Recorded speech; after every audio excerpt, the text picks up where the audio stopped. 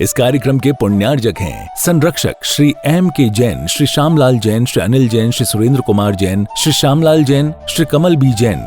कार्यकारिणी सदस्य प्रधान डॉक्टर राकेश कुमार जैन, सचिव सुरेश चंद जैन, कोषाध्यक्ष अभय कुमार जैन, उप प्रधान अनिल कुमार जैन, संयुक्त सचिव अमित जैन, संयुक्त कोषाध्यक्ष हिमांशु जैन, सदस्य संजीव कुमार जैन, सदस्य टेकचंद जैन, सदस्य नवीन चंद जैन, अभिषेक जैन, सदस्य सुरेंद्र जैन, सदस्य किशन चंद जैन, सदस्य राजेश जैन, सदस्य विजय जैन, सहयोगकर्ता पारस किशोर मंच।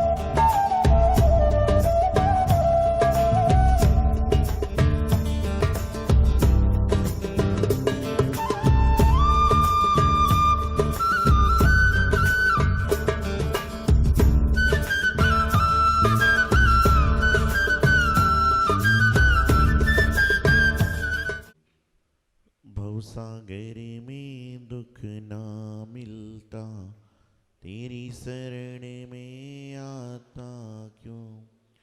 शरण में आकर सुख ना मिलता, तेरी शरण में। सभी लोग बोलने का प्रयास कीजिए। भवसागर में दुख ना मिलता, तेरी शरण में आता क्यों। शरण में आकर सुख ना मिलता, इस गर्मी जिसको नहीं सताती, वृक्ष के नीचे जाता क्यों। गर्मी जिसको नहीं सताती, भवसागरी में दुख ना मिलता, तेरी। सच कहता हूँ मेरे गुरुवर, नहीं प्रेम से आया हूँ। सच कहता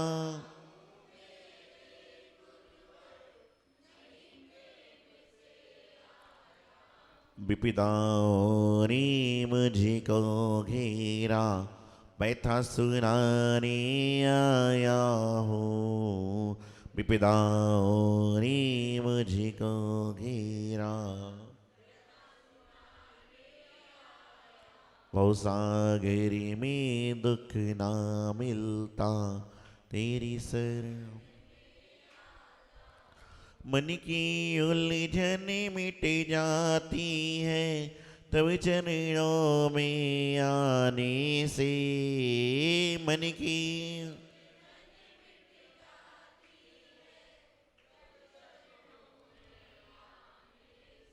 जीवन की दुविधा मिट जाती, गुरु शरण में जाने से। जीवन की दुविधा मिट जाती, गुरु शरण में। भवसागर में दुख ना मिलता, सभी लोग बोलिए। भवसागर में दुख ना मिलता, तेरी शरण में आता क्यों। शरण में आकर सुख, नमो अरिहंताणम, नमो सिद्धाणम, नमो आयरियाणम, नमो वज्रायाणम, नमो लोय।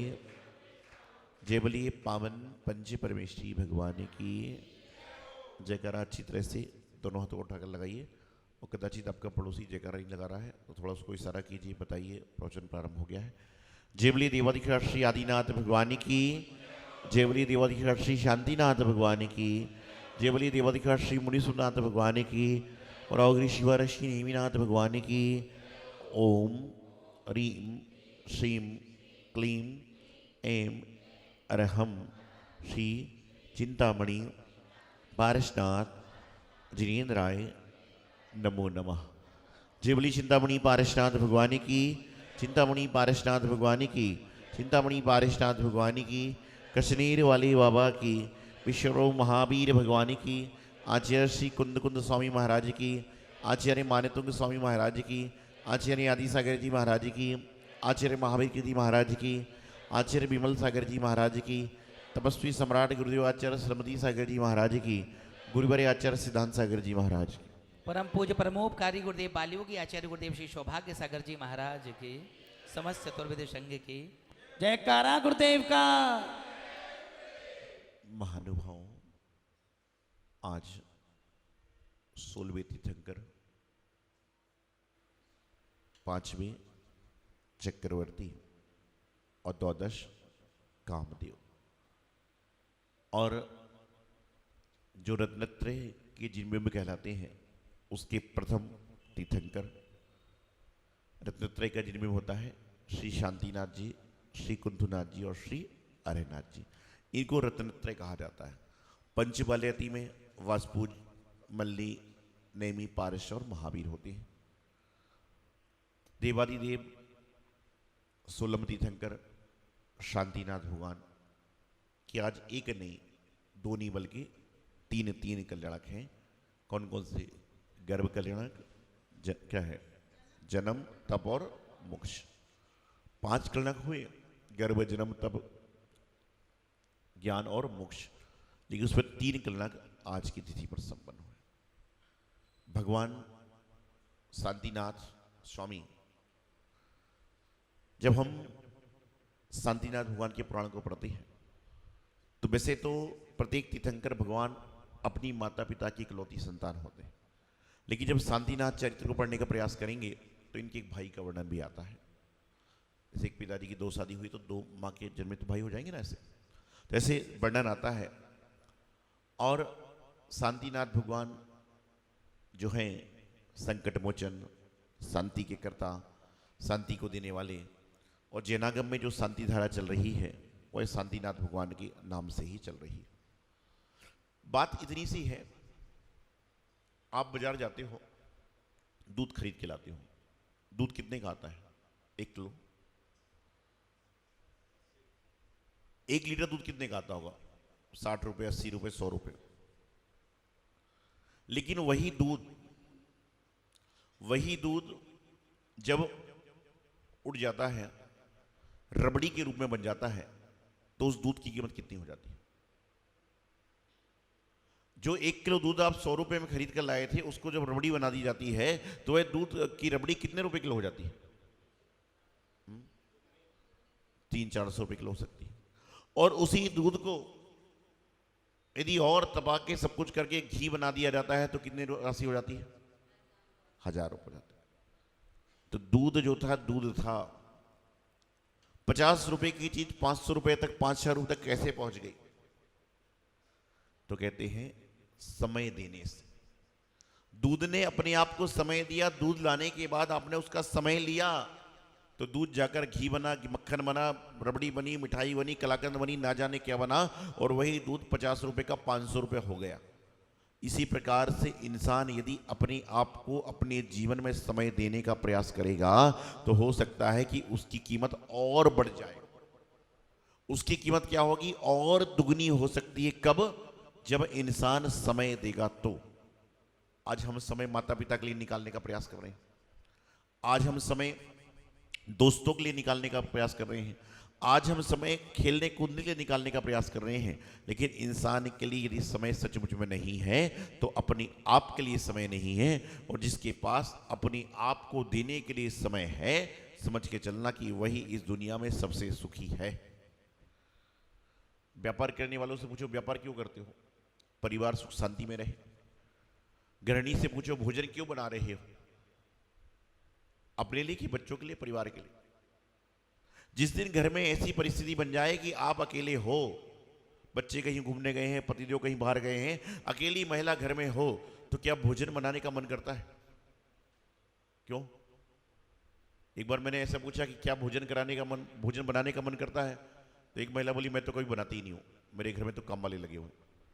लेकिन जब भी होता है, चाहे काम वाला लगा हो, चाहे काम वाली लगी हो, चाहे कोई भी लगा हो, लेकिन ध्यान रखना जब अकेला होगा तो इंसान का अपने लिए बनाने का मन नहीं होगा।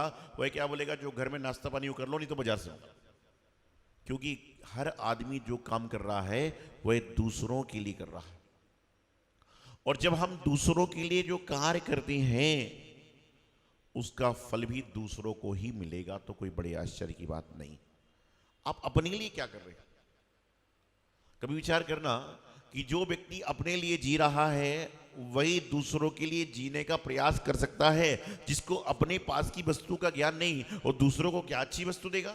जैसे जो गृहिणी होती है वह भोजन बनाती है तो थोड़ा सा पहले चख लेती है, गड़बड़ तो नहीं है, जूठा नहीं कर रही है, चख लेती। क्यों? क्योंकि गड़बड़ होगा तो लोग खा नहीं पाएंगे, उसकी समझदारी होती है। व्यापारी व्यक्ति होता है वह पहले सारे माल पर टैग लगा देता है, कितने रुपए का ये है, इतने रुपए का ये। क्यों? टैग लगाने से क्या हो जाएगा, कम से कम कीमत पता चल जाएगी। तो शांतिनाथ भगवान जिन्होंने जन जन को शांति का संदेश दिया, जिन्होंने जन जन को जीवन में शांति से रहने का उपदेश दिया, वही शांतिनाथ भगवान शांतिनाथ जी क्यों हुए?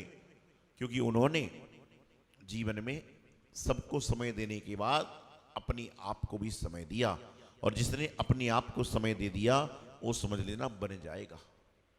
और बनने के लिए इंसान को वन में जाना पड़ता है।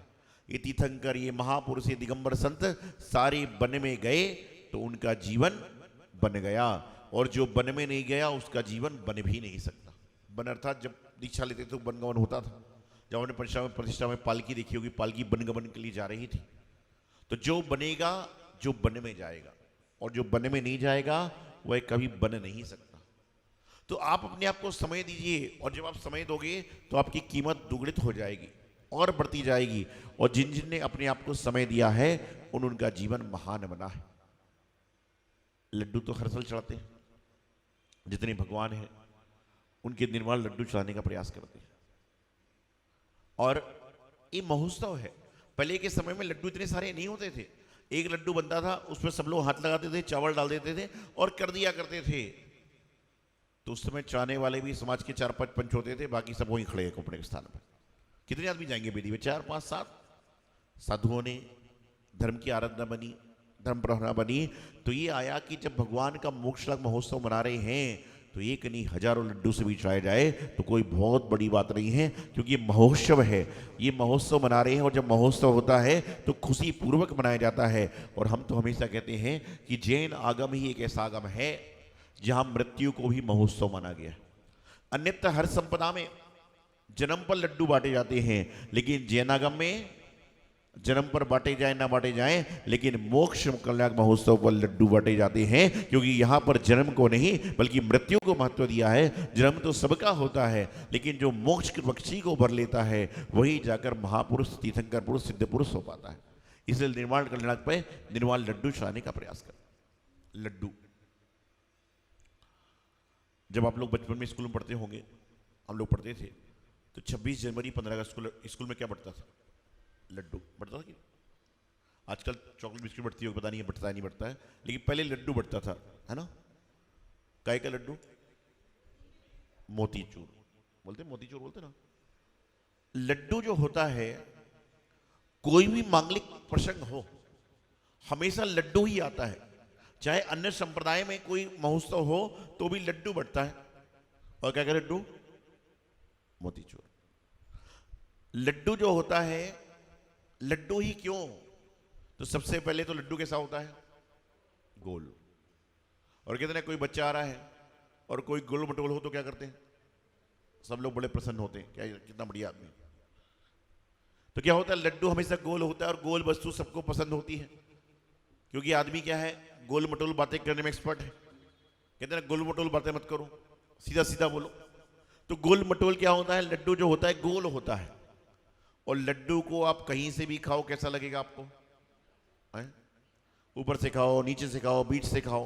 तो इसलिए लड्डू को सबने स्वीकार किया, मोदक के रूप में भी लिया, अन्य जगह लिया।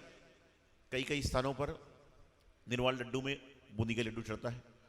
आप सभी दिल्ली के हैं, और दिल्ली के सबसे पुराने 2 मंदिर हैं। कौन कौन से हैं? पालम गांव का मंदिर है और लाल मंदिर, और दोनों जगह लड्डू बूंदी का ही चढ़ता है। लाल दिल्ली के अंदर 16-17 मंदिर है, उनमें भी, पालम में भी, राजा बाजार वगैरह में। ठीक है, ये अपनी अपनी व्यवस्थाएं हैं। मंदिर की व्यवस्था क्या है? मैंने एक बार पूछा एक व्यक्ति से कि बूंदी के लड्डू क्यों नहीं चढ़ाते हो मंदिर में? बोले महाराज जी शक्कर 20 रुपये किलो, बूंदी 400 रुपये किलो। आदमी अपना हिसाब लगा। भगवान के यहाँ गिन गिन कर नहीं, अपने भावों से रहना चाहिए। अपने अपने मंदिरों की व्यवस्था है। तो निर्वाण लड्डू के समय लड्डू चढ़ाने की प्रथा आती है। और पहले के समय में लड्डू 9 बजे नहीं चढ़ता था।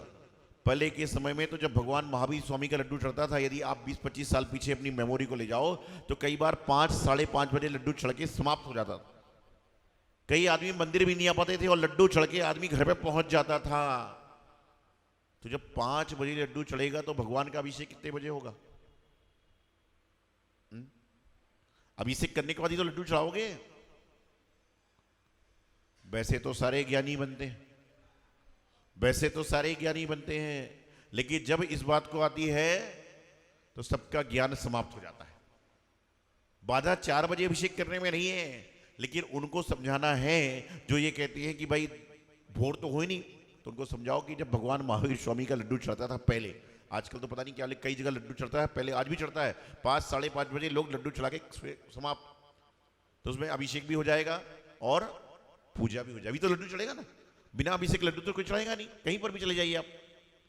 तो आजकल क्या है, ज्ञानी बनना बहुत लोग चाहते हैं, लेकिन ध्यान रखना, ज्ञानी बनने के पहले अज्ञानता को दूर करो। अज्ञानी बनकर ज्ञान लोगे तो कुछ फायदा नहीं होगा। अज्ञानता को दूर करके ज्ञान लोगे तो आपका बहुत फायदा होगा। और ज्ञान अर्जन इंसान क्यों करता है?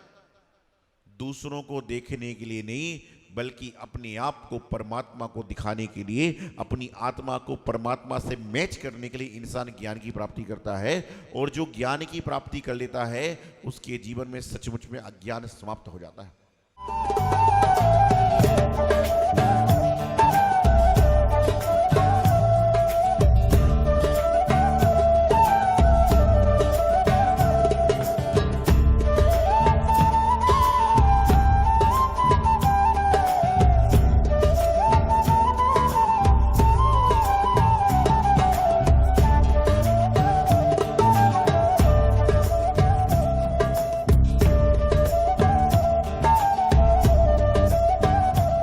इस कार्यक्रम के पुण्यार्जक थे संरक्षक श्री M.K. जैन, श्री श्यामलाल जैन, श्री अनिल जैन, श्री सुरेंद्र कुमार जैन, श्री श्यामलाल जैन, श्री कमल बी जैन।